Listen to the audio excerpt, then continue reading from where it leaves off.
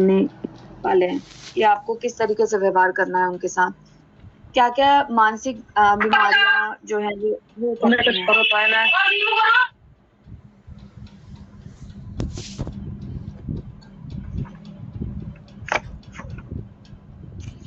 मानसिक बीमारियों में तो सबसे पहले आप लोगों के दिमाग में क्लिक करता होगा डिप्रेशन के बारे में कि डिप्रेशन क्या होता है, एंजाइटी क्या होती है। तो कुछ ये भी डिसीजेस या डिसऑर्डर्स जो हैं इसमें इंक्लूडेड हैं कि एंजाइटी क्या होती है, डिप्रेशन क्या होता है, साइकोसोमैटिक डिसऑर्डर्स क्या होते हैं। ठीक है, लोअर सर्किट झाली 7 रुपये 8 रुपये आता 2 दिवस जाऊ दे उद्या परवा मीटिंग त्या मीटिंग मध्ये काय डिसिजन घेतले अभी विकले भी जाते ना सगळे काय 70 पैसे आज आणि काल होता काल भी 7-8 रुपये खाली होता तो 800 म्हणे आता थांबा थोडं वेट करा म्हणे आज क्या बात है, सब बड़े आराम आराम से ज्वाइन हो रहे हैं। क्लास स्टार्ट कर दें हम लोग? नुकसान हुई जी मैम, कंटिन्यू करिए आप। ठीक है, चलिए। तो कल जो हम लोगों ने पढ़ा था कि शारीरिक रूप से जो स्वस्थ व्यक्ति होते हैं, ठीक है, जो फिजिकली फिट या फिजिकली हेल्दी होते हैं, या फिजिकली और मेंटली फिट रहने के लिए हमें क्या क्या करना चाहिए था। आप सब लोगों की तरफ से बहुत अच्छे आंसर आए थे, जैसे हमने कंपाइल करके उसके कुछ पॉइंट्स जो थे वो निकाले थे कि मॉर्निंग वॉक करना चाहिए, डाइट प्रॉपर लेनी चाहिए, एक्सरसाइज करने की जरूरत है, एक दूसरे से बातचीत करने की जरूरत है, अपने थॉट्स को दूसरों के साथ शेयर करने की जरूरत है। ठीक है, दादा साहेब जी, शिंदे जी, आप म्यूट करें माइक या आपण परफेक्ट राहायचं दादा साहेब शिंदे माइक बंद करें। वे लोग माइक म्यूट करके रखिए ना।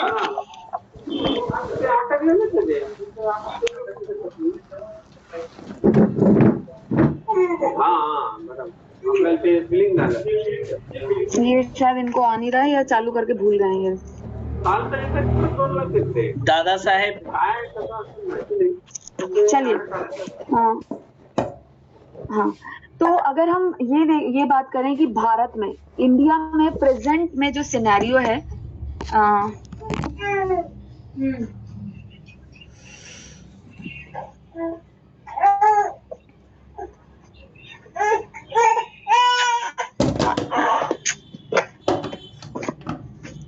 अगर हम बात करेंगे अभी प्रेजेंट में कि प्रेजेंट में अभी भारत में क्या सिनेरियो जो है मेंटल हेल्थ से रिलेटेड, या कितने डॉक्टर्स जो हैं वो मेंटल हेल्थ को या मेंटल डिसीजेस को, एक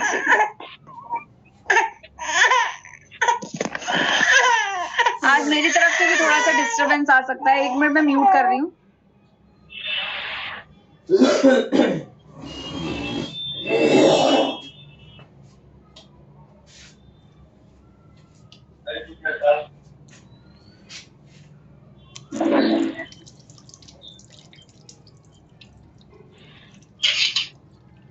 आइए बैठिए, बताइए।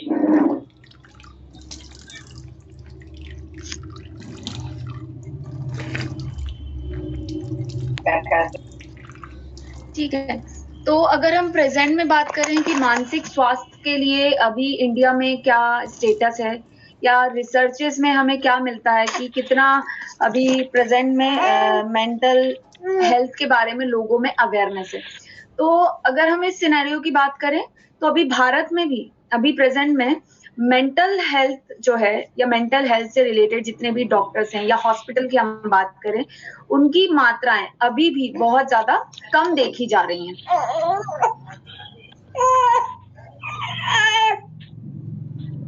बहुत कम है।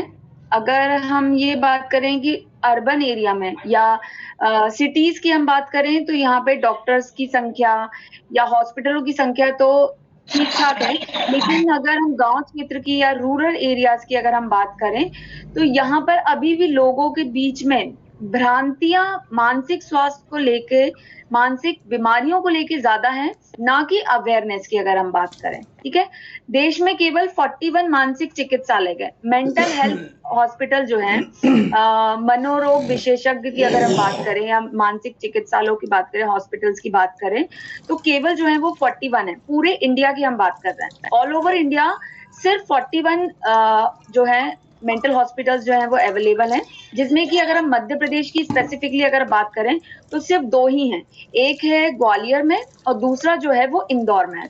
ठीक है, इसी में अगर हॉस्पिटल के अलावा अगर हम बात करें कि मानसिक रोग चिकित्सक जो होते हैं, जो डॉक्टर्स हैं, उनके स्पेशलिस्ट जो हैं, वो कितने अवेलेबल हैं, तो उनकी भी संख्या जो है वो बहुत ही कम मात्रा में जो है वो देखी गई है। अर्थात मतलब 10 लाख की संख्या में, 10 लाख लोगों के बीच में केवल 2 जो है वो मानसिक रोग डॉक्टर्स जो है वो अर्बन एरिया, रूरल एरियाज में, गांवी क्षेत्रों में सिर्फ 2 ही जो है वो अवेलेबल है। इतना कम रेशियो जो है, इतनी सारी पब्लिक के बीच में इतना कम रेशियो जो है वो एक साइकेट्रिस्ट का या साइकेट्रिक जो डॉक्टर्स होते हैं, मनोचिकित्सक जो होते हैं, उनकी जो है मात्रा है। इसकी वजह से लोगों में, गांवी क्षेत्रों में, जो पिछड़ा हुआ क्षेत्र जो होता है, उनमें लोगों में अवेयरनेस नहीं होती है। अवेयरनेस ना होने की वजह से बहुत सारी भ्रांतियां जो हैं वो चलती जा रही हैं। मानसिक स्वास्थ्य सुविधाएं कम उपयोग में आने के पीछे का रीजन क्या है? लोग क्यों मानसिक स्वास्थ्य को इतना इंपॉर्टेंस नहीं दे रहे हैं? पहला तो है अज्ञानता, अवेयरनेस ना होने की वजह से उनमें नॉलेज नहीं है कि हाँ, शारीरिक हेल्थ जितना इम्पोर्टेंट है उसी तरीके से मानसिक हेल्थ जो है वो भी एक व्यक्ति के लिए उतना ही महत्वपूर्ण है।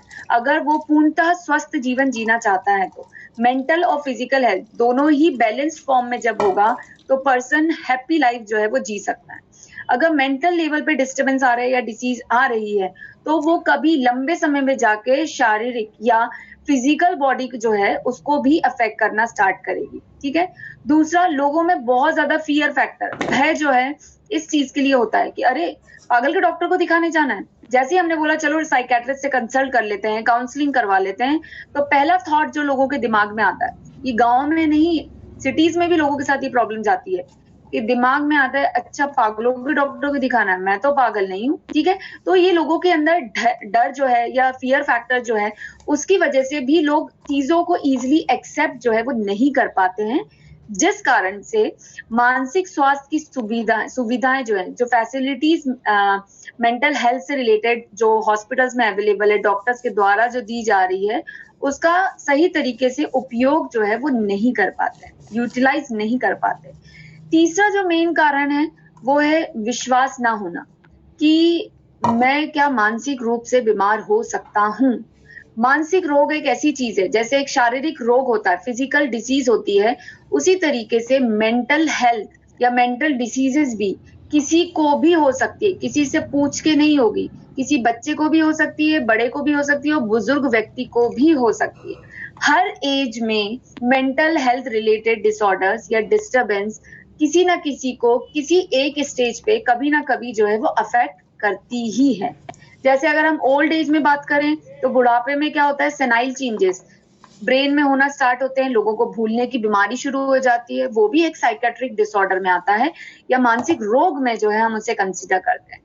छोटा बच्चा है, किसी ने बहुत तेज से डांट दिया तो एक ट्रॉमा जो है उसके दिमाग पे बैठ गया, जिसके वजह से एक फियर फैक्टर बच्चे पे आ गया, वो अपनी यूजुअल एक्टिविटी नहीं कर पा रहा है। तो हम ये नहीं बोल सकते कि किस स्टेज पे कौन पर्सन जो है वो अफेक्ट होगा, किसी भी स्टेज पे कोई भी व्यक्ति जो है वो अफेक्ट हो सकता है। इसीलिए विश्वास और एक्सेप्टेंस इस चीज के लिए होना बहुत ज्यादा जरूरी है। पांचवा चीज जो आमतौर पे आप सबको पता है, जब हम मानसिक रोग की बात करते हैं लोग अजीब तरीके का बिहेव करते हैं, तो अगर हम बोलते हैं साइकेट्रिक को दिखाना है तो घर के या आसपास के लोग बोलते हैं अरे इसको तो जादू टोना कर दिया गया। ठीक है, तो जादू टोना या भूत प्रेत जो है का विश्वास उन लोगों के अंदर रहता है कि नहीं, ये कोई साइकेट्रिक डिसऑर्डर नहीं है, ये कोई मेंटल हेल्थ इशू नहीं है, इसके ऊपर किसी ने कुछ किया है। तो ये बिलीफ सिस्टम होने की वजह से लोग कई बार मेंटल हेल्थ चेकअप या कंसल्टेंट या डॉक्टर्स को कंसल्ट नहीं करते। जिसकी वजह से सही समय पे सही इलाज उन्हें नहीं मिल पाता है और अपनी तकलीफों से उन्हें सॉल्यूशन नहीं मिल पाता है, ठीक है, तकलीफों का। नेक्स्ट इंपॉर्टेंट होता है इसमें पॉइंट, गरीबी एवं आर्थिक स्थिति का ठीक ना होना, क्योंकि एक ये मेंटल इलनेस है, ऑब्वियस सी बात है, जैसे कि शारीरिक डिसीज होती है, फिजिकल डिसीज होती है, उसी तरीके से मेंटल डिसीज जो है उसे भी इलाज की जरूरत है।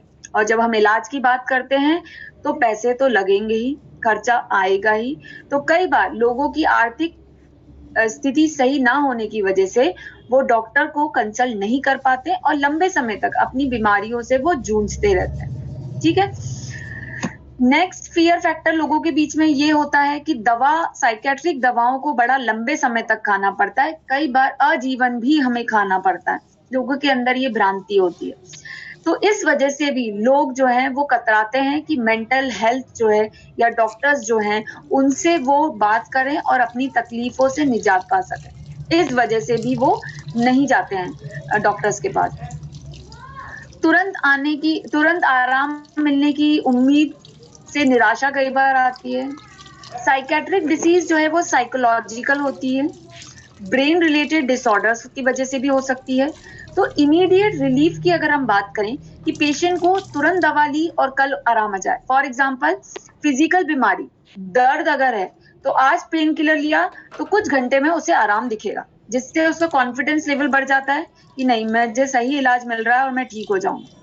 बट मेंटल हेल्थ में ये प्रॉब्लम जाती है या मेंटल डिसीजेस में ये प्रॉब्लम जाती है कि पर्सन का पहला तो खुद की बीमारी के लिए एक्सेप्टेंस नहीं होता है कि मैं मानसिक रूप से बीमार हूं। दूसरा, फैमिली में एक्सेप्टेंस नहीं होता है। तीसरा, समाज में एक्सेप्टेंस नहीं रहता है। तो कहीं ना कहीं एक नेगेटिव पॉइंट जो है वो साथ में कंटिन्यूअसली पर्सन के, पेशेंट के चलता रहता है, जिसकी वजह से जब पेशेंट इलाज के लिए जाता है तो वो ये सोच के जाता है कि आज मैंने डॉक्टर से कंसल्ट किया, मेरी तकलीफ से मुझे आराम दूसरे दिन से ही मिल जाएगा। जब उसे नहीं मिलता है तो साथ में वो निराशा जो है अपने साथ और ज्यादा, डिसअपॉइंटमेंट जो है वो और ज्यादा बढ़ती जाती कि मैं कभी ठीक नहीं हो पाऊंगा, ठीक है। नेक्स्ट इसमें जो पॉइंट है कि लोग क्यों मानसिक स्वास्थ्य सुविधाओं को नहीं उपयोग में ले पाते हैं, कम उपयोग में ले पाते हैं। तो उसमें एक और पॉइंट ये है कि ये जो साइकेट्रिक इलनेसेस होती हैं, जो मानसिक रोग जो होते हैं, उसमें मेनली कई बार साइकेट्रिस्ट जो है वो काउंसलिंग की बात करते हैं कि बातचीत करके चीजों का निवारण जो है वो निकाला जा सकता है। पर इसके लिए भी क्योंकि लोगों को आदत होती है दवाइयां खाने की, तो वो बोलते हैं इससे आराम नहीं मिलेगा। तो क्या हुआ, खुद ही एक्सेप्टेंस नहीं आ रहा है तो वो काउंसलिंग को भी एक्सेप्ट नहीं कर पाते हैं। जब आपकी अपनी तरफ से एक्सेप्टेंस नहीं होता है तो कोई भी चीज आपके लिए अच्छे तरीके से काम नहीं कर सकती, ठीक है। ग्रामीण क्षेत्रों में जो मेनली प्रॉब्लम जाती है तो वो उपयोग में नहीं लाते हैं, उपयोग में इन सुविधाओं का उपयोग क्यों नहीं कर पाते हैं। प्रॉब्लम ये जाती है कि सबसे पहले तो वहां पे जागरूकता की कमी होती है, अवेयरनेस नहीं होती है लोगों के बीच में कि इस तरीके की भी कोई तकलीफ होती है, ठीक है। कम सुविधाएं मिलने की वजह से, चिकित्सकों द्वारा डायग्नोसिस प्रॉपर ना बनाने की वजह से कई बार ये प्रॉब्लम जाती है कि डायग्नोसिस प्रॉपर नहीं बन पाया तो प्रॉपर इलाज पेशेंट को नहीं मिला, और जब प्रॉपर इलाज नहीं मिला तो आप पेशेंट का कॉन्फिडेंस लेवल तो छोड़िए, वो डॉक्टर का कॉन्फिडेंस लेवल भी ड्रॉप कर जाता है, ठीक है। तो फैमिली का कॉन्फिडेंस लेवल कैसे बढ़े। तो यहाँ पर मानसिक रोगों में या मानसिक स्वास्थ्य की अगर हम बात करें तो सबसे इंपॉर्टेंट रोल यहाँ पे जो प्ले करता है वो होता है एक डॉक्टर, कि वो पेशेंट के साथ, मेंटली डिसीज पेशेंट के साथ किस तरीके से व्यवहार कर रहा है, उसे कितना कॉन्फिडेंस में लेके कन्विंस कर रहा है कि उसकी तकलीफ से वो ठीक हो जाएगा, ठीक है। तो जिससे वो प्रॉपर डायग्नोसिस, जब पेशेंट एक बार कॉन्फिडेंस में आ जाता है, उसको ये कॉन्फिडेंस या बिलीव हो जाता है कि वो ठीक हो सकता है और मैं सही डॉक्टर के पास हूँ, मेरा सही इलाज चल रहा है, तो वो आपको लंबा समय देता है अपनी इलाज के लिए, 1 या 2 दिन नहीं, वो साल देता है आपको कि आप मुझे ठीक कर दीजिए। ठीक है, तो यहाँ पे सबसे इंपॉर्टेंट रोल होता है डॉक्टर, डॉक्टर के साथ साथ समाज, समाज के साथ साथ अवेयरनेस। ठीक है, जागरूकता कितनी आप फैला पा रहे हैं इन सब तकलीफों के लिए, इन सब चीजों के लिए, वो इम्पोर्टेंट रोल प्ले करता है। तो अगर हम बोले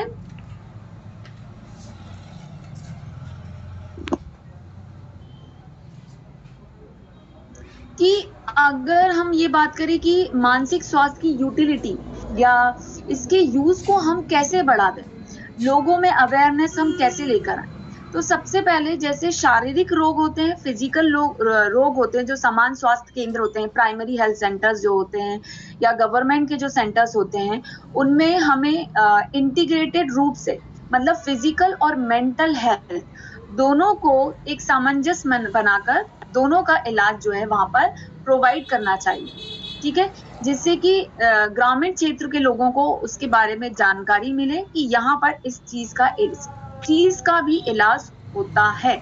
लोगों को यही नहीं पता होता है कि मानसिक रोग भी कुछ होता है और इसका भी कोई इलाज लेने की आवश्यकता है।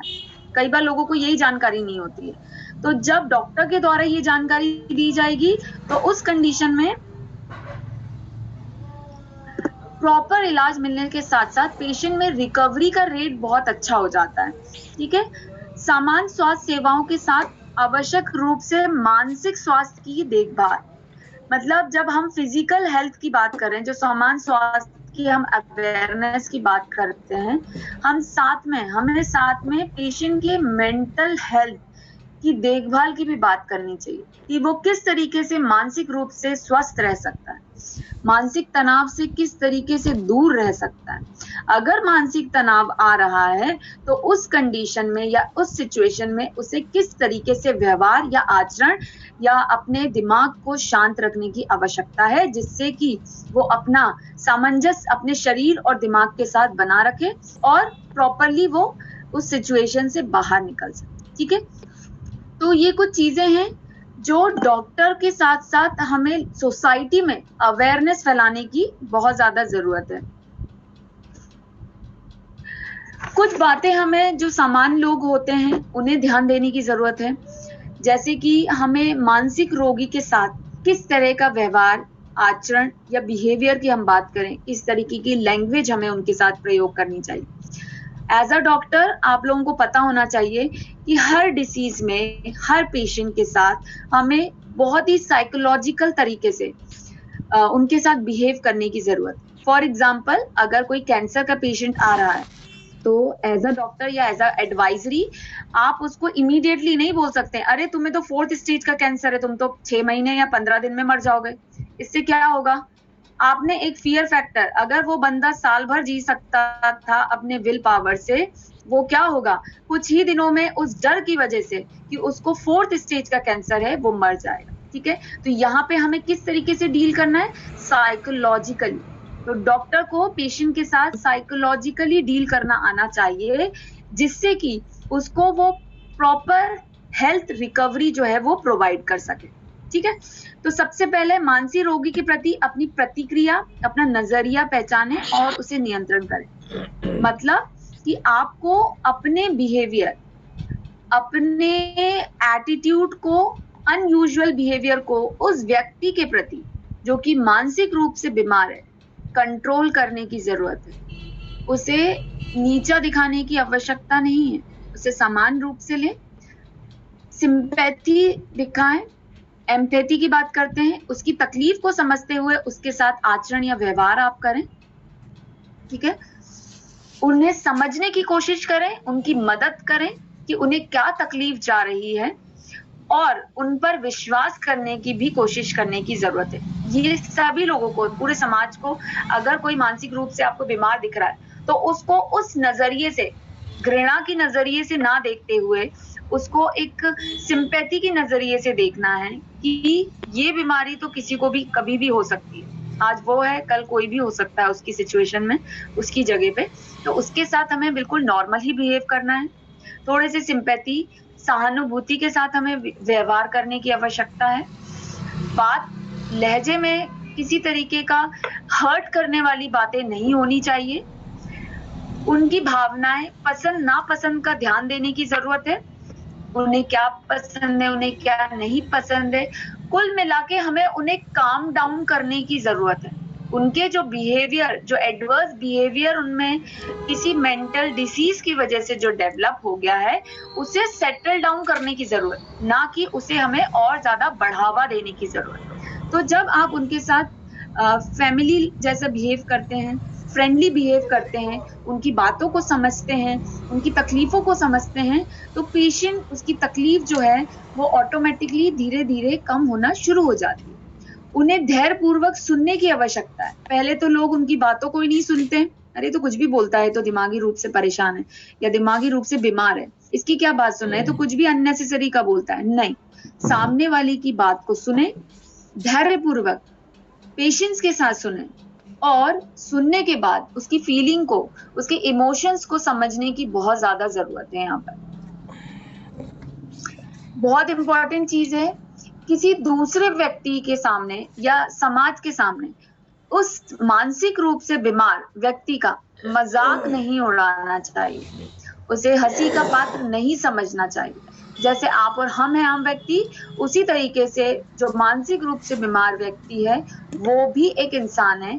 तो हमें उनके साथ ह्यूमैनिटी वाला बिहेवियर रखना चाहिए, ठीक है, जिससे कि अगर आपका बिहेवियर इस तरीके से रहेगा उस व्यक्ति के लिए, तो समाज भी उस चीज को इजीली एक्सेप्ट जो है वो कर पाएगा। उसे विश्वास दिलाने की आवश्यकता है कि सभी बातों को गुप्त रखा जाएगा, मतलब कॉन्फिडेंशियलिटी की हम बात करते हैं। जब एक साइकेट्रिक पेशेंट या मेंटली इल पेशेंट या मानसिक रूप से बीमार व्यक्ति जब किसी डॉक्टर से कंसल्ट करता है या अपने मित्र से कोई बात करता है, क्योंकि हमने बात करी थी कि अगर हमें पूर्ण रूप से स्वस्थ रहना है तो आपके अंदर कोई थॉट प्रोसेस चल रही है, कोई डिस्टरबेंस चल रहा है, तो हमने कहा है कि आपको उसे शेयर करना चाहिए। तो उस समय भी मैंने एक बात बोली थी, पहले आपको अपने दिमाग के बेस पे या अपनी सूझबूझ के बेस पे ऐसे व्यक्ति को सिलेक्ट करें जो बातों को गोपनीय रखें, ना कि आपने अपनी कंप्लेन, अपनी तकलीफ उस व्यक्ति से शेयर करी और उसने दूसरे को जाके बता दी। तो कोशिश करके अगर वो साइकेट्रिक पेशेंट के पास जा रहा है तो मेडिकल एथिक्स के अकॉर्डिंगली डॉक्टर कभी भी अपने पेशेंट के कंसेंट के बिना अपनी तकलीफ या उसकी तकलीफ के बारे में उसके खुद के फैमिली मेंबर्स को नहीं बता सकता जब तक कि पेशेंट का कंसेंट ना हो कि वो उसकी फैमिली को बता दे। फैमिली छोड़िए, आसपास के लोगों को भी नहीं बता सकता, नहीं तो ये मेडिको लीगल केस बन सकता है, राइट। तो यहाँ पर कॉन्फिडेंशियलिटी की बात करी है कि बातों को गुप्त रखने का उसे विश्वास दिलाएं कि आपकी बात को लीक नहीं किया जाएगा, ये आपके और मेरे बीच की बात है, जो भी आपको तकलीफ हो रही है वो मेरे और आपके बीच ही रहेगी, जिसका सॉल्यूशन मैं आपको दूंगा। इसके अलावा है, उन पर हंसे या मजाक नहीं उड़ाने की जरूरत है, उन्हें हंसी का पात्र कतई ना बनाएं। हंसी के पात्र नहीं होते हैं, अम्यूजमेंट का मटेरियल नहीं होते हैं, फन एलिमेंट नहीं होते हैं ये लोग। उन्हें गंभीर रूप से लेने की जरूरत है। अगर उनके साथ मजाक से उनको लिया गया, हो सकता है, नीतू जी प्लीज म्यूट करिए।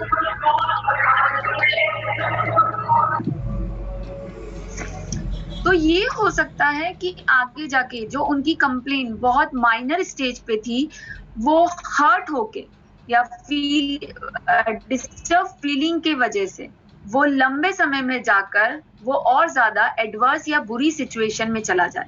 जो पेशेंट वहां से रिवर्स बैक में जा सकता था, वो हो सकता है और ही विपरीत परिस्थितियों में चले जाए अगर उसका मजाक या उसको नीचा दिखाया गया समाज या फैमिली की तरफ से। निग्लेक्ट नहीं करना है, इक्वली उन्हें हमें ट्रीट करने की जरूरत है। आप सभी को पता है कि हम लोग जो है, ह्यूमन बींग्स जो है, इंसान जो है, एक बहुत बड़ा सोशल एनिमल है। सोशल एनिमल का मतलब क्या होता है, कोई बताएगा? सामाजिक प्राणी में। बिल्कुल, समाज में रहते, समाज के हिस्सा बड़ा, यानी कि मैम समाज की तरफ से या तो बनाया जाता है कि सर वो नहीं आगे, मतलब ठीक नहीं हो, सामाजिक प्राणी है। तो बिल्कुल सामाजिक प्राणी हैं हम लोग। सामाजिक प्राणी का मतलब ये होता है समाज की नीतियों के हिसाब से, उनके जो रूल्स एंड रेगुलेशन है उनके हिसाब से समाज में उठना बैठना बातचीत जो है वो कर सके। ठीक है, यस मैम, यस। हमें जो मानसिक रूप से जो बीमार हैं उन्हें भी उतना ही सोशल एक्सेप्टेंस मिलने की आवश्यकता है। देखिए आज Yes, ma'am. आज Yes. भी इतना ज्यादा अवेयरनेस होने के बाद भी कोविड के दौरान आप लोगों ने देखा होगा कि न्यूज में रिपीटेडली डेथ रेट ज्यादा से ज्यादा दिखाने की वजह से, डेथ रेट हाई दिखाने की वजह से लोगों में इतना ज्यादा फियर फैक्टर आ गया था कि कई लोगों को उस फियर की वजह से, उस फियर ऑफ डेथ की वजह से, मरने के डर की वजह से लोगों को कार्डियक अरेस्ट होना शुरू हो गए थे। ठीक है, तो डेथ रेट और ज्यादा बढ़ गए थे। तो यहाँ पर क्या जरूरत थी हमें, डेथ रेट न्यूज में डेथ रेट दिखाने की बजाय उन्हें न्यूज में क्या चीज सर्कुलेट करने की जरूरत थी, रिकवरी रेट दिखाने की जरूरत थी। उससे क्या होता, लोगों में एक कॉन्फिडेंस लेवल आता कि हाँ रिकवरी जो है वो बहुत फास्ट हो रही है अगर कोई इन्फेक्टेड हो भी रहा है तो। डेथ रेट दिखाने से लोगों के अंदर फियर इतना ज्यादा डेवलप हो गया कि कई बार लोगों को मामूली सी सर्दी भी हो रही है तो उस फियर में ही मर रहे थे लोग कि हमें कोविड हो गया, डॉक्टर से कंसल्ट ही नहीं कर पा रहे थे कि हम हॉस्पिटल जाएंगे तो हॉस्पिटल से वापस ही नहीं आ पाएंगे। ठीक है, तो फियर इतनी बड़ी चीज है। क्लियर, तो यहाँ पे पूरे समाज का बहुत इंपॉर्टेंट रोल प्ले करता है कि वो चीजों को, हनुमान जी प्लीज म्यूट करें।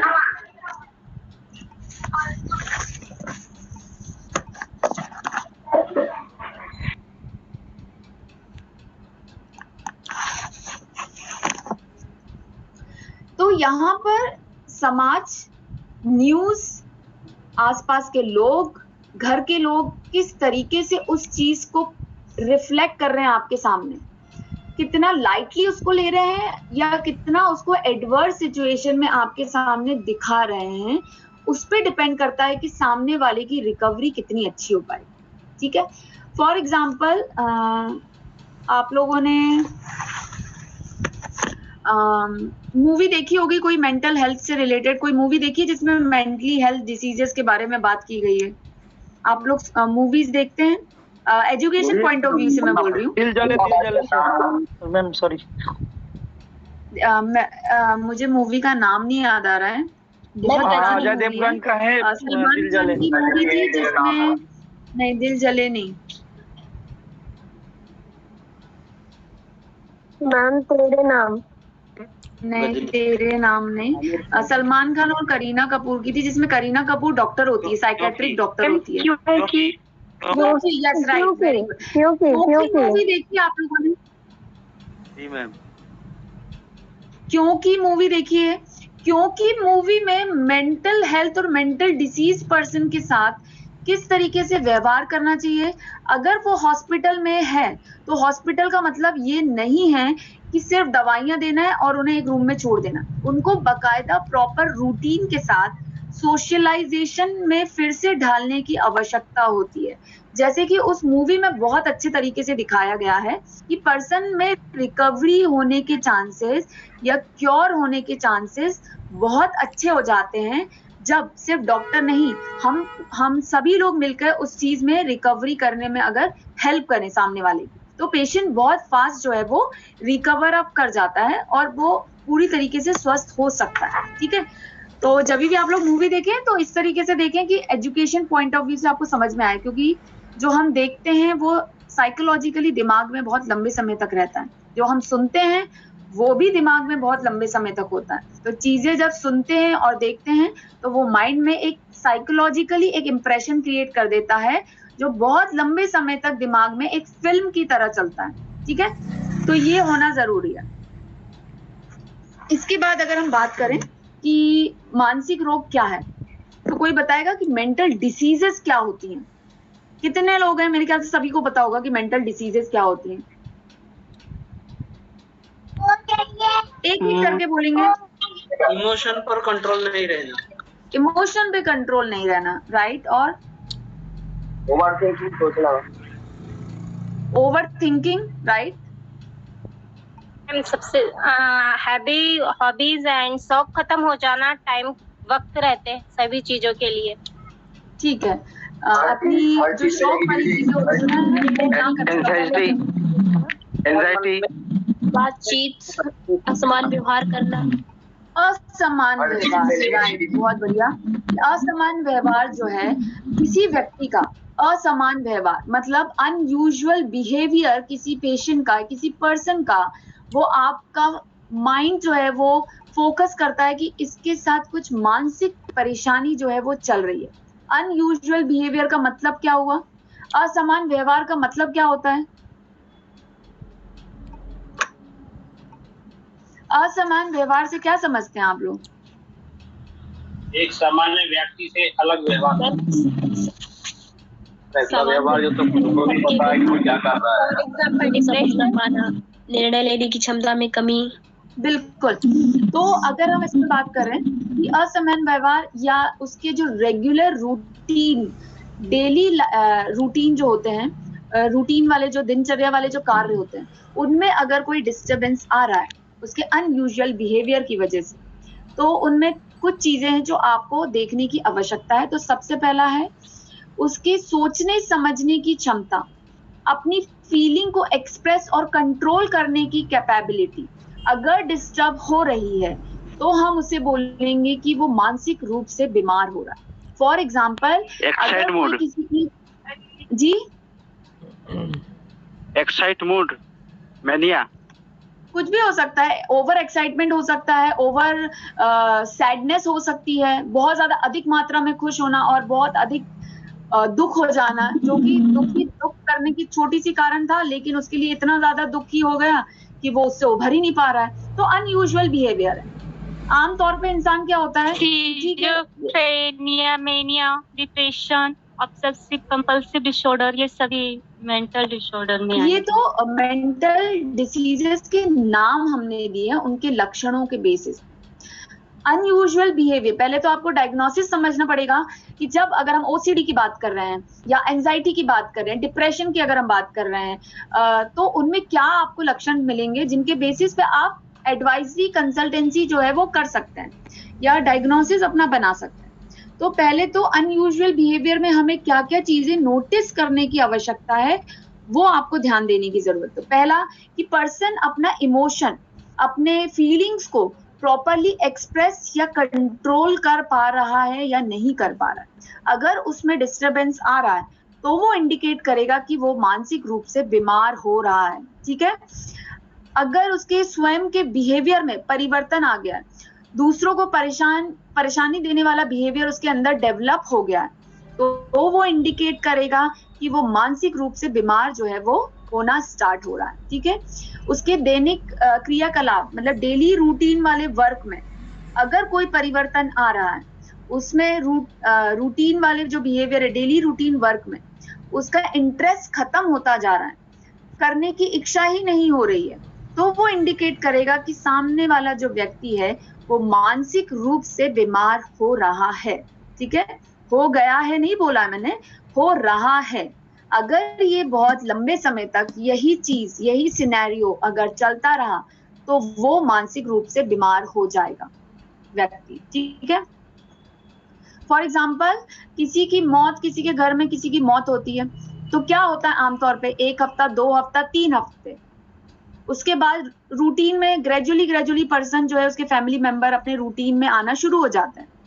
लेकिन इसके बावजूद अगर पर्सन जो है उसके फैमिली मेंबर को कोई भी व्यक्ति उस डेथ के बाद शॉक की वजह से या मेंटल ट्रॉमा की वजह से अपने रूटीन को रिज्यूम ही नहीं कर पा रहा है, अपने डेली रूटीन वर्क को कर ही नहीं पा रहा है, ना खाने का मन हो रहा है, ना पीने का मन है, ना नींद का टाइम है, ना उठने का समय है, ना काम पे जाने का समय है, कुछ नहीं करने का मन कर रहा है, तो वो इंडिकेट कर रहा है कि ये मानसिक रूप से बीमार हो रहा है। अगर किसी की डेथ की वजह से उसमें ये लक्षण आ रहे हैं तो हम उसका डायग्नोसिस बनाते हैं post traumatic stress disorder, PTSD, जो कि कोविड के टाइम पे बहुत अधिक मात्रा में इनके केसेस देखे गए। ठीक है, PTSD, post traumatic stress disorder, मतलब ट्रॉमा के बाद, ट्रॉमा किसी भी फॉर्म में हो सकता है, अपने बहुत चाहने वाले की डेथ एकदम से हो जाना ऑल ऑफ अ सडन, उसके बाद आप उस ट्रॉमा से निकल ही नहीं पा रहे हैं, आमतौर पे इंसान जो है वो उससे रिकवरी कर लेता है, निकल जाता है, एक्सेप्ट कर लेता है कि अब सामने वाला व्यक्ति नहीं है। लेकिन जब वो उसको चीज को एक्सेप्ट नहीं कर पा रहा है, कंटिन्यूअसली उसमें ही इन्वॉल्व है, तो वो एक समय के बाद वो उसके अंदर ट्रोमैटिक डिसऑर्डर या पैनिक अटैक्स जो है वो आना शुरू हो जाएंगे। घबराहट, एंजाइटी अगर हम बोले, ये सारे सिम्टम उसके अंदर आना शुरू हो जाते हैं। लोगों की बातचीत में अगर परिवर्तन आ जाए, जैसे फॉर एग्जाम्पल किसी पे बहुत अधिक मात्रा में बहुत अधिक, या हम ये बोलें कि बहुत चुपचाप रहने लग जाए किसी एक कंडीशन के बाद से, जो बात करता था लेकिन वो चुप हो जाए, मौन हो जाए एकदम।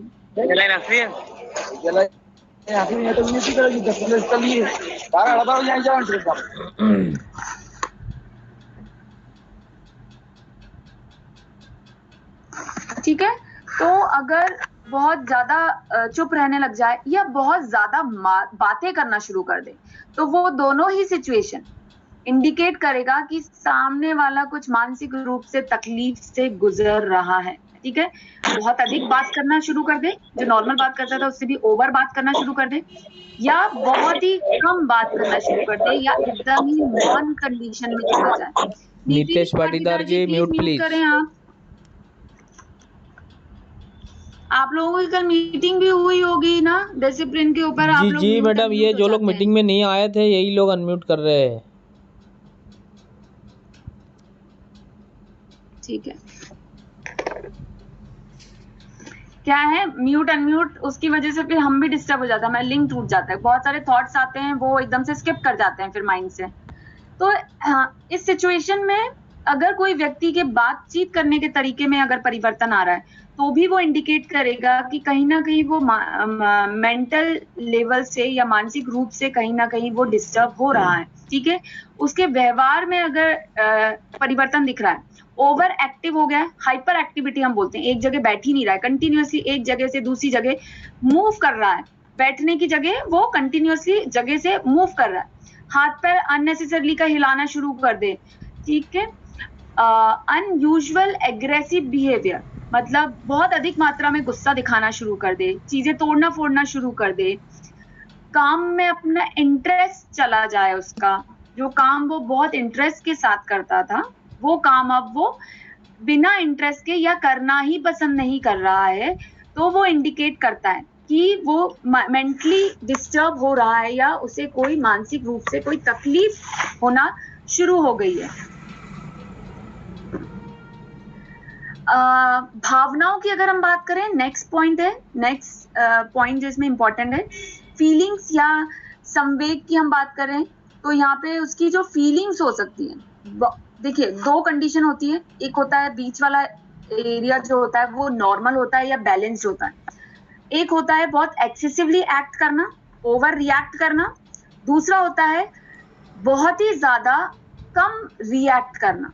ये ज्यादा और कम वाला जो स्टेज होता है, ये दोनों ही इंडिकेट करता है एबनॉर्मैलिटी को। ठीक है, अनयूजुअल कंडीशन को इंडिकेट करना शुरू करता है। तो यहाँ पर अगर किसी की फीलिंग ओवर एक्साइटमेंट वाली फीलिंग आने लग जाए या बहुत ज्यादा सैडनेस वाली फीलिंग आने लग जाए, तो दोनों ही सिचुएशन यहाँ पे इंडिकेट करेगा कि पर्सन कहीं ना कहीं मानसिक रूप से तनाव या किसी मानसिक बीमारी या किसी मानसिक तकलीफ से गुजर रहा है।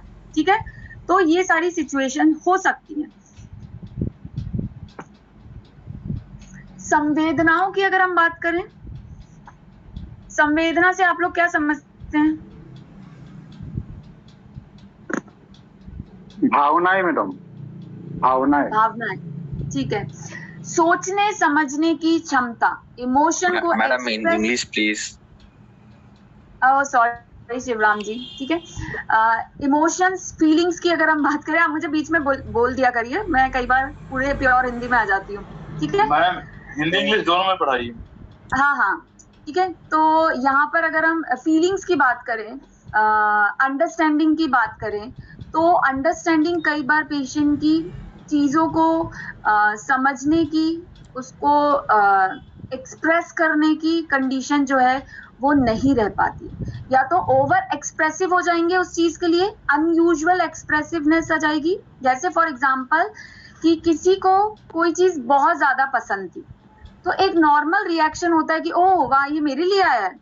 अगर किसी में जब मेंटल डिस्टरबेंस या मेंटल इल हेल्थ चल रहा होता है, तो बहुत पसंद वाली चीजों के लिए भी कोई एक्सप्रेशन, कोई फीलिंग, कोई इमोशन एक्सप्रेस ही नहीं कर पाएगा। जैसे कि वो इनडिफरेंट या एक्सप्रेशन लेस हो जाए उस पर्टिकुलर चीज के लिए। लॉस ऑफ इंटरेस्ट जहां पर आना शुरू हो जाए, लॉस ऑफ इमोशन जहां आना शुरू हो जाए, लॉस ऑफ फीलिंग जहां आना शुरू हो जाए, तो हम बोलेंगे कि पर्सन कहीं ना कहीं मेंटल लेवल पे डिस्टर्ब हो रहा है। ठीक है, जहां पर लॉस, हर लेवल पे लॉस आना शुरू हो जाए, या तो फिर लॉस हो या तो फिर ओवर रिएक्ट होना शुरू हो जाए, छोटी सी बात पर ओवर एग्रेशन, ओवर गुस्सा आना शुरू हो जाए, छोटी सी बड़ी बात पे भी गुस्सा ना आना या एक्सप्रेस नहीं कर पाना अपनी फीलिंग को, ये दोनों ही कंडीशन इंडिकेट करती है कि सामने वाला व्यक्ति जो है वो कहीं ना कहीं मेंटल हेल्थ से सफर कर रहा है, मेंटल डिसीज से जो है वो सफर करना शुरू हो गया।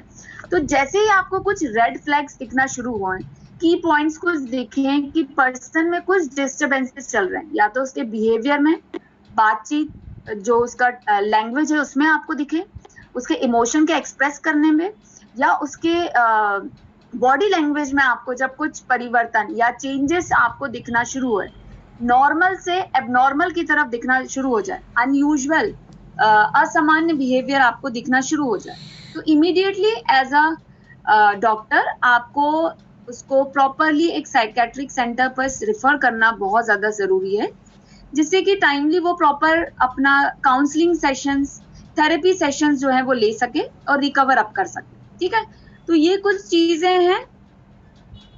नेक्स्ट इसमें पॉइंट है मेमोरी की। हम बात कर, मेमोरी पर्सन की अगर बहुत ज्यादा अफेक्ट होना शुरू हो जाए, लॉस ऑफ मेमोरी जिसे हम कई बार बोलते हैं, या हम बोल सकते हैं फॉरगेटफुलनेस की कंडीशन डेवलप हो जाए, डिमेंशिया, आप लोगों ने एक लैंग्वेज वर्ड सुना होगा कि डिमेंशिया क्या होता है। ओल्ड एज में कॉमनली हमें देखने को मिलता है कि लोग जो हैं चीजें भूलना शुरू कर देते हैं। अब गजनी आप लोगों ने देखी होगी, किसी ने मुझे भेजा है, नागेश कुमार जी ने गजनी मूवी का नाम दिया है, उसमें जो साइकेट्रिक डिसऑर्डर है वो था शॉर्ट टर्म मेमोरी लॉस। ये भी मेमोरी से रिलेटेड था, उसकी मेमोरी में एबनॉर्मेलिटी आना शुरू हुई थी। किसकी वजह से? इंजरी की वजह से, ट्रॉमा हुआ, मेंटल ट्रॉमा, हेड इंजरी की वजह से मेंटल ट्रॉमा हुआ, और जिसकी वजह से पर्सन की मेमोरी में जो स्टोरेज एरिया होता है वहां पे थॉट या चीजें लंबे समय तक स्टोर ना रह के वहां से वैनिश आउट या खत्म होना शुरू हो जा रही। तो प्रॉब्लम क्या थी? Short term memory loss. थोड़े इसीलिए वहां पे वो नोट्स बना के रखता है, चिपका के रखता है कि मेरा नाम क्या है, या मुझे कहाँ जाना था, मुझे कहाँ से वापस आना था। तो ये मेमोरी रिलेटेड इश्यूज जब पर्सन की लाइफ में देखने को मिल जाए, तो उस कंडीशन में भी हमें ये क्लियरली इंडिकेट हो जाता है कि हाँ, सामने वाला व्यक्ति जो है वो कहीं ना कहीं मानसिक रूप से या मेंटल डिसीज से जो है वो सफर कर रहा है। ठीक है, छोटी छोटी चीजों को भूलना शुरू कर दे, चीजें कहाँ रखी थी वो भी भूलना शुरू कर दे। आमतौर पे लोग भूलते हैं, लेकिन ये इसकी नेचर जो है वो बहुत ज्यादा बढ़ जाए। पेन यहाँ रखा था भूल गए, पर्स यहाँ रखा था वो भूल गए, और ये भूलने की तकलीफ, चीजों को याद ना रख पाना, रिकॉल नहीं कर पाना चीजों को रखने के बाद, तो वो कहीं ना कहीं इंडिकेट करेगा कि पर्सन जो है वो मेंटल हेल्थ इशू से सफर कर रहा है। तो इमीडिएटली आपको अलर्ट होने की जरूरत है।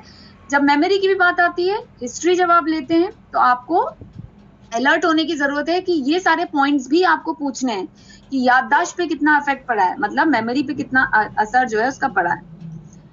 पर्सन कितना अलर्ट है अपनी चीजों के लिए, कोई चीज हो रही है उसके साथ,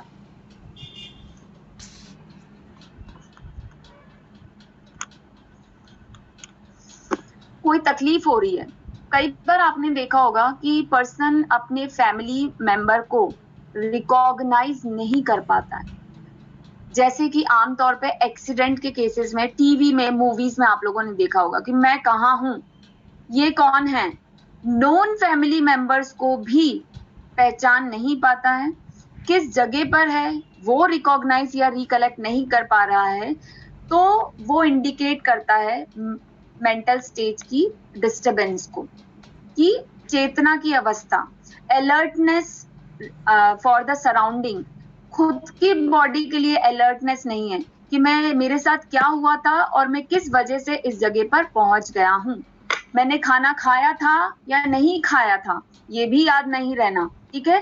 तो ये अलर्टनेस जो है उसका लॉस होना जब शुरू हो जाएगा तो भी वो इंडिकेट करेगा कि सामने वाला व्यक्ति जो है कहीं ना कहीं मानसिक रूप से जो है वो सफर करना शुरू कर रहा है। तो आपको किन किन पॉइंट्स पे आपको चेक करना है, तो पहला है उसके इमोशनल लेवल को देखना है कि कितना है, कंट्रोलेबल है, अनकंट्रोलेबल है इमोशन उसके, एक्सप्रेसिव है, नॉन एक्सप्रेसिव है, मेमोरी उसकी कैसी है वो चेक करना है आपको, कुछ क्वेश्चंस पूछ के, कहीं भूलने की बीमारी तो नहीं हो रही है, ठीक है। उसके अलावा अपनी खुद की बॉडी के लिए, सराउंडिंग के लिए वो कितना अलर्ट है ये भी आपको देखना है। उसके बाद है उसका बिहेवियर में कितना परिवर्तन आया है, उसके बातचीत, लैंग्वेज में क्या चेंजेस आए हैं, ये सारी चीजें जब आप सब चीजों को एक कंपाइल करते हैं केस लेने के बाद, तो उस बेसिस पे आप अपना डायग्नोसिस बना सकते हैं कि हाँ वो मेंटली हेल्दी है या मेंटल रूप से वो सफर कर रहा है, ठीक है। तो ये कुछ पॉइंट्स है जो आपको हर पेशेंट में, हर व्यक्ति में आपको चेक करने की जरूरत है, जिसके बेसिस पे एज अ कंसल्टेंट आप अपना डायग्नोसिस जो है वो बना लें सही समय पे और पेशेंट को आप रिफर अप कर दें सेंटर्स पे, ठीक है। मैम एक बार और रिपीट कर दीजिए, इमोशनल पॉइंट्स पे रिपीट कर देती हूँ हिंदी इंग्लिश दोनों में, कि क्या क्या आपको देखना है, किन किन लेवल पे परिवर्तन मानसिक रूप से, मेंटल लेवल पे क्या क्या बॉडीली चेंजेस आपको देखने मिलते हैं। तो पहला है बिहेवियर, दूसरा है उसका बातचीत करने का तरीका जिसे हम बोल सकते हैं लैंग्वेज उसकी कैसी होती जा रही है, तीसरा पॉइंट है इसमें फीलिंग्स, इमोशंस एक्सप्रेस करने की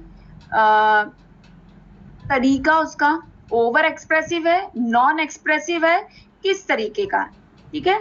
उसके अलावा सेंसिटिवनेस सराउंडिंग के लिए, कितना संवेदनशील है वो किसी चीज के लिए, इसके अलावा उसकी मेमोरी कैसी है, कहीं भूलने की बीमारी तो नहीं हो रही है, फॉरगेटफुलनेस तो नहीं आ रहा है, इसके बाद डिसीजन मेकिंग पावर है या वो भी डिस्टर्ब हो गई है। Next and the last point कि सेल्फ अलर्टनेस, सराउंडिंग के लिए कितनी चेतना है, जिसे हम बोल सकते हैं सेल्फ अलर्टनेस कंडीशन है या वो भी लॉस हो गई, जिसमें हम एग्जाम्पल में बोलते हैं, बजरंग जी म्यूट कर लें, जिसमें हम एग्जाम्पल में कह सकते हैं कि मैं कहाँ हूँ, मैंने खाना खाया कि नहीं खाया। तो यहाँ पे सेल्फ अलर्टनेस जो है, सेल्फ कॉन्शियसनेस ही लॉस हो गया है। सामने वाले ने अभी 5 मिनट पहले खाना खाया और जब आपने उससे पूछा कि आपने खाना खाया तो रिप्लाई में मिला कि नहीं मैंने खाना नहीं खाया, तो मतलब कि सेल्फ अलर्टनेस जो है वो भी लॉस हो गया है यहाँ पर। तो ये कहीं ना कहीं इंडिकेट करेगा कि व्यक्ति जो है वो मानसिक रूप से बीमार हो रहा है, मेंटली डिस्टर्ब हो रहा है, ठीक है। यहीं तक मैं आज करवा रही हूँ, फिर डिसीजेस को हम कल से लेंगे कि क्या क्या डिसीजेस आएंगे इसके अंदर, क्लियर। तो आपको किन किन पॉइंट को चेक करना है as a consultant, clear. Yes ma'am. कोई क्वेश्चन है?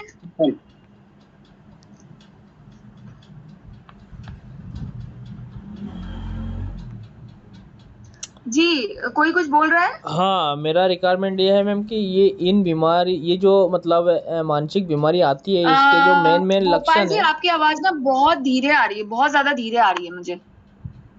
अच्छा अच्छा अच्छा, दोबारा बोले आप।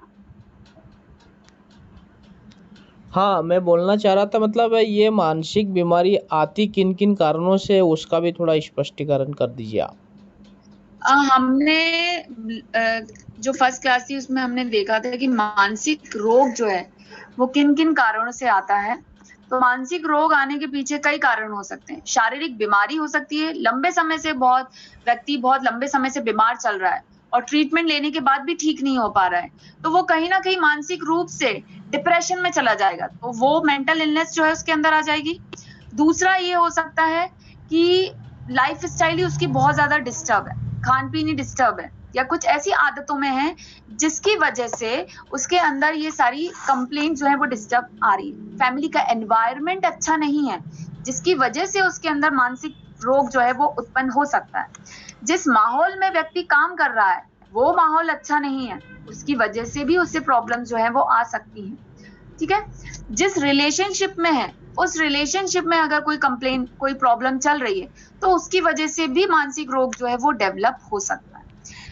कई बार विटामिन की डेफिशिएंसी, मेनली विटामिन B12 की जब डेफिशिएंसी होना स्टार्ट हो जाती है तो लोगों के अंदर मानसिक रोग जो है कई बार उत्पन्न होना शुरू हो जाते हैं, डेवलप होना स्टार्ट हो जाते हैं।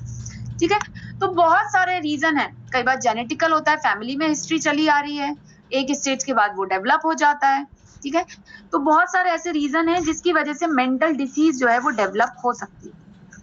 जी मैम, ठीक है Gopal ji, thank you ma'am. Ma'am पहले मानसिक रोग उत्पन्न होता है कि शारीरिक रोग से मानसिक रोग होता है उत्पन्न, या मानसिक रोग से शारीरिक रोग? क्योंकि जैसे कोई अगर भिखारी है या कोई पागल है, वो तो नाली का पानी पी रहा है, सड़ा गला खाना खा रहा है, लेकिन वो बीमार नहीं हो रहा है। इसे हम कहते हैं अनयूजुअल बिहेवियर। क्या आप और हम करेंगे ऐसा?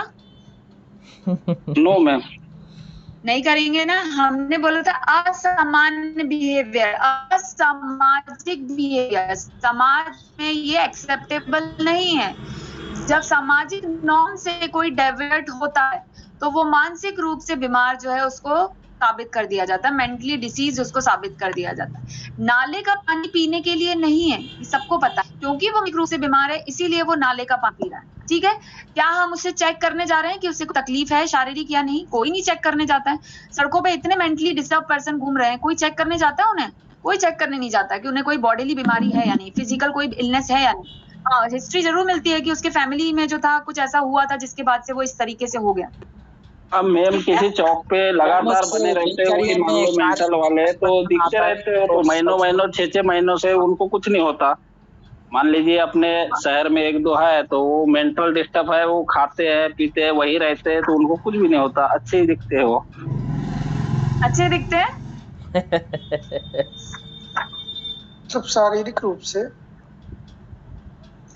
देखिए उनको फिर अगर आपको ये चेक करना कि वो कुछ भी खाते हैं, कुछ भी पीते हैं, कैसा ही पहनते हैं, किसी भी तरीके के कपड़े पहनते हैं, किसी तरीके से आचरण या बिहेवियर करते हैं, तो ये सब एबनॉर्मल बिहेवियर को इंडिकेट कर रहा है। अगर हमें ये लग रहा है कि वो बहुत फिट दिख रहे हैं तो सबसे पहले एज अ डॉक्टर हमें उन्हें फिजिकल चेकअप के लिए भेजने की जरूरत है। कि देखिए, मैं एक और चीज क्लियर कर दूं, मानसिक रोग, मेंटल डिसीज होने के पीछे या टाइप की अगर मैं बात करूं तो मेंटल डिसीज ये आप लोगों की सिलेबस में नहीं है, एडिशनली मैं बता रही हूँ नॉलेज के लिए, आपकी सिलेबस में नहीं है, अभी मैं क्लियर कर रही हूँ आपको। मेंटल डिसीजेस, पहला फिजिकल हेल्थ की वजह से मेंटल डिसीज आ सकती है। एग्जाम्पल में मैं लूं, कोई व्यक्ति बहुत लंबे समय से शारीरिक बीमारी से चला जा रहा है, ग्रसित है, और कहीं ट्रीटमेंट ले लिए, कहीं से इंप्रूवमेंट नहीं आ रहा है, तो क्या होगा? वो अपने आप से निराश हो जाएगा, मानसिक रोग उसके अंदर उत्पन्न हो जाएगा। मैं कुछ भी कर लूं, मैं दवाई क्यों खा रही हूँ, मेरे तो जीने का कोई मतलब ही नहीं है जब मुझे बीमार ही रहना है। ठीक है, दूसरा होता है कि कोई ऐसे मानसिक रोग की वजह से कई बार शारीरिक रोग उत्पन्न होना शुरू हो जाते हैं। ठीक है, तो पहले वाले का टाइप है जो आपके सिलेबस में है, साइकोसोमेटिक डिसऑर्डर। साइको मतलब माइंड, सोमेटिक का मतलब होता है body, diseases mind, mental disease की वजह से बॉडीली डिस्टरबेंस या बॉडीली सिम्टम्स जो हैं वो आना शुरू हो जाते हैं, या फिजिकल लेवल पे डिसीजेस डेवलप होना शुरू हो जाते हैं, जिसे हम बोलते हैं साइकोसोमेटिक डिसऑर्डर। ये हेडिंग है आपके अंदर जिसे मैं आपको नेक्स्ट क्लास में पढ़ाऊंगी। ठीक है, बाकी जिनके भी प्रश्न हैं, अगर दिनचर्या कार्य करने में परेशानी आती है तो वो मेंटेनेंस माना जाता है या? देखिए दिनचर्या में दिक्कत आ रही है, 2 दिन से आ रही है क्योंकि नींद नहीं हुई है, 2 दिन से हो रहा है क्योंकि घर में ओवरलोड है, वह काम चल रहा है, तो हम उसे मेंटल डिसीज नहीं बोलेंगे, ठीक है। लेकिन अगर दिनचर्या में प्रॉब्लम, मतलब सुबह उठने का मन नहीं कर रहा है, क्यों नहीं कर रहा है? क्योंकि भाई साहब हम तो रात में 2 बजे सोए थे, तो किसका मन करेगा? क्या उसे हम मेंटली डिसीज बोलेंगे? नहीं। यहाँ पर आपको पहले देखने की जरूरत है कि उस रूटीन के डिस्टर्ब होने के पीछे का रीजन क्या है, कारण क्या है। जब आपको रीजन पता चलेगा कि अच्छा कुछ ऐसी हैपनिंग हुई है या कोई ऐसे फैक्टर्स आ रहे हैं, उसके अलावा इन लेवल पे भी चेंजेस दिख रहे हैं, तो हम बोलेंगे कि मानसिक रूप से बीमार है, ठीक है। जी मैम, लंबे समय से, लॉन्ग टाइम से चलता है जी। हाँ,